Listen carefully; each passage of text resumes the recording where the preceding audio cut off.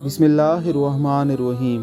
حضرت ابو ہریرہ رضی اللہ تعالیٰ عنہ سے مروی ہے کہ رسول اللہ صلی اللہ علیہ وسلم نے فرمایا کہ اللہ سبحانہ و تعالیٰ فرماتا ہے کہ جو میرے کسی ولی سے دشمنی رکھے میں اس سے اعلان جنگ کرتا ہوں، اور میرا بندہ ایسی کسی چیز کے ذریعے میرا قرب نہیں پاتا جو مجھے فرائض سے زیادہ محبوب ہو، اور میرا بندہ نفلی عبادات کے ذریعے برابر میرا قرب حاصل کرتا رہتا ہے حتیٰ کہ مجھ سے محبت کرنے لگتا ہوں، اور جب میں اس سے محبت کرتا ہوں تو میں اس کے کان بن جاتا ہوں جس سے وہ سنتا ہے، اور اس کی آنکھ بن جاتا ہوں جس سے وہ دیکھتا ہے، اور اس کا ہاتھ بن جاتا ہوں جس سے وہ پکڑتا ہے، اور اس کے پاؤں بن جاتا ہوں جس سے وہ چلتا ہے۔